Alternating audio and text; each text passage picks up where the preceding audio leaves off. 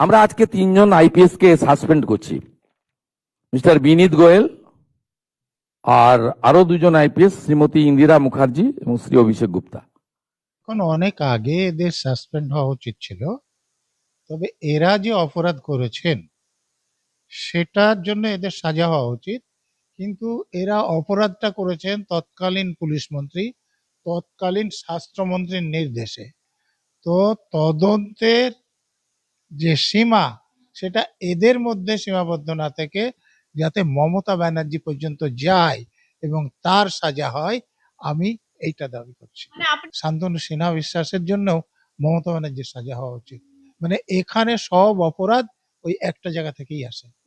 সব জায়গায় এই দুর্নীতির সর্বোচ্চ শিখরে আছেন মমতা ব্যানার্জি, বেআইনি কাজের সর্বোচ্চ শিখরে মমতা ব্যানার্জি, লোকদেরকে দিয়ে আইন বিরুদ্ধে কাজ করানোতে মমতা ব্যানার্জি। অতএব মমতা ব্যানার্জির বিরুদ্ধে তদন্ত হয়ে তার সাজা হলে তবে মানুষ খুশি হবে। প্রেসিডেন্সি জেলে হিউজ মোবাইল ফোন ইউজ করা হচ্ছে, ইনক্লুডিং স্মার্টফোন। আমরা এখানে আপনারা দেখতে পাচ্ছেন এই মোবাইল ফোনগুলো কালকে সব রিকভারি করা হয় প্রেসিডেন্সি জেল থেকে। এদেরকে সাসপেন্ড করে হবে না, এদের প্রসিডিং করে চাকরিটা বাদ দিতে হবে, আর ক্রিমিনাল কেস করে ধরে এদেরকে জেলে রাখতে হবে। আপনারা প্রত্যেকেই জানেন আরজি করের যে পুলিশ অফিসার, 3 পুলিশ অফিসারকে সামনে দেখা গিয়েছিল। একজন টাকা দিতে গিয়েছিল অভয়ের মাকে, আর একজন আপনাদের বিনীত গোয়েলের কথা মনে আছে, আর একজন ইন্দিরা মুখার্জি, যিনি কালকে ফটো দেখিয়ে বলেছিলেন ফরেন্সিক এক্সপার্ট এই অভিক সরকার।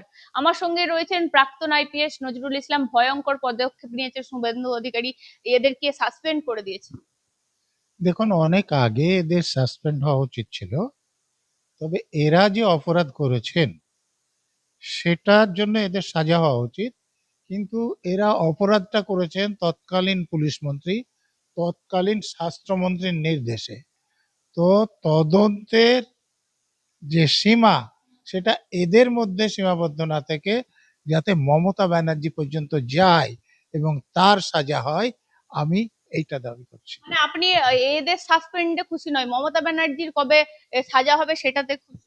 এদের সাসপেন্ড হওয়া উচিত, সাজা হওয়া উচিত, কিন্তু এদেরকে কাজটা করেছে মমতা ব্যানার্জি, অর্থাৎ এদের থেকে বেশি দোষী মমতা ব্যানার্জি। মমতা ব্যানার্জির সাজা হওয়া উচিত। শান্তনু সিনহা বিশ্বাস কাল ইডির হাতে গ্রেপ্তার। তো এটাকেও তো মমতা ব্যানার্জি তৈরি করেছে। ইনি মমতা ব্যানার্জিকে মা বলে ভিডিও করেছেন, দেখেছেন কিনা? ইনি তো মমতা ব্যানার্জিকে এই বছরই ভোটে জেতানোর জন্য প্রকাশ্য মিটিং থেকে বলেছেন। আর মমতা ব্যানার্জি এনাকে 25 সালে রাজ্য পুলিশ এবং কলকাতা পুলিশের সমন্বয়কারী করে দিয়েছিলেন। এ তো ডিজিসিপির উপর হোম সেক্রেটারি আছে, তো এনাকে তো তার উপরেও করে দিয়েছিলেন যাতে ইনি বেশি করে টাকা তুলতে পারে আর মমতা ব্যানার্জিকে দিতে পারে। তো শান্তনু সিনহা বিশ্বাসের জন্যও মমতা ব্যানার্জির সাজা হওয়া উচিত। মানে এখানে সব অপরাধ ওই একটা জায়গা থেকেই আসে। মেন মাথা মমতার যতক্ষণ না সাজা হচ্ছে মানুষ শান্তি পাবে। একদম না, কারণ এখানে নিয়োগ দুর্নীতি বলুন, সে শিক্ষক নিয়োগ বলুন, পৌর নিয়োগ বলুন, আর স্বাস্থ্য দুর্নীতি বলুন, সব জায়গায় এই দুর্নীতির সর্বোচ্চ শিখরে আছেন মমতা ব্যানার্জি, বেআইনি কাজের সর্বোচ্চ শিখরে মমতা ব্যানার্জি, লোকদেরকে দিয়ে আইন বিরুদ্ধে কাজ করানোতে মমতা ব্যানার্জি। অতএব মমতা ব্যানার্জির বিরুদ্ধে তদন্ত হয়ে তার সাজা হলে তবে মানুষ খুশি হবে। এই জেলগুলো থেকে ফোন উদ্ধার হচ্ছে, শুভেন্দু অধিকারী টোটালি যারা জেলার ছিলেন তাদেরকে সাসপেন্ড করে দিয়েছেন, বলেছেন জেলের মধ্যে থেকে যারা ফোন বাইরে থেকে রিসিভ করবেন তাদেরকেও ঢুকানো হবে। দেখুন, জেলগুলো আমাদের এখানে কিভাবে ব্যবহৃত হয়, হাসপাতালগুলো কিভাবে ব্যবহৃত হয়, পিজিতে তো অনুব্রত মণ্ডল আসলে, পার্থ চ্যাটার্জিরা গেলে কি করা হতো দেখেছেন। তো জেলে তার থেকে খারাপ অবস্থা। এদেরকে সাসপেন্ড করে হবে না, এদের প্রসিডিং করে চাকরিটা বাদ দিতে হবে, আর ক্রিমিনাল কেস করে ধরে এদেরকে জেলে রাখতে হবে। এরা তো জেলে সুবিধা দিয়ে দিয়ে বেআইনি কাজ করেছে। অতএব হ্যাঁ, তো টাকা না হলে কেন সুবিধা দিতে যাবে? তো এদেরকে জেলের সেলে রাখতে হবে, কি বোঝানোর জন্য যে তোমরা কত ভালো কাজ করেছো। কাল মমতা বন্দ্যোপাধ্যায় হাইকোর্টে গেলেন, তার এনরোলমেন্ট নাম্বার নিয়ে প্রশ্ন উঠেছেন, 6 মাসের জেল পর্যন্ত হতে পারে, কি বলবেন? দেখুন, এমবিবিএস পাস করলেও কেউ প্র্যাকটিস করতে পারে না যতক্ষণ না পর্যন্ত সে কাউন্সিলের রেজিস্ট্রেশন পাচ্ছে।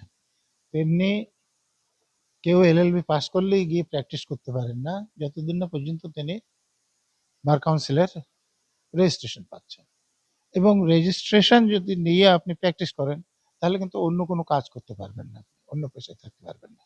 তো মমতা ব্যানার্জি তো 15 বছর ধরে মুখ্যমন্ত্রী ছিলেন, অন্য সব কথা যদি ছেড়ে দিই, তাহলে উনি যখন মুখ্যমন্ত্রী তার বেতন আছে, একটা সরকারি পদ, তো সেখানে থেকে উনি তো প্র্যাকটিস করতে পারেন না। তাহলে আগে উনি এনরোল করেছিলেন কিনা আমি জানি না, এনরোল করলেও সে এনরোলমেন্টে সাসপেন্ড হয়ে থাকবে। দেখুন, আমাদের একজন আইনজীবী হাইকোর্টের একজন জজ সাহেবের কথা বলেছেন, বিশ্বজিৎ বসু, যে তিনি হাইকোর্টে থেকে রিটায়ার করেছেন, তিনি সুপ্রিম কোর্টে প্র্যাকটিস করতে পারেন, কোনো হাইকোর্টে বা তার নিচের কোনো আদালতে করতে পারবেন না। তো তার যে রেজিস্ট্রেশনটা সেটা তিনি পুনর্নবীকরণের জন্য লিখেছেন, এখনো হয়নি। তো মমতা ব্যানার্জি সেটা তো লিখিয়েছেন বলে আমি শুনিনি। তো উনি কি করে প্র্যাকটিস করতে চান? এটা হয় না, বেআইনি কাজ।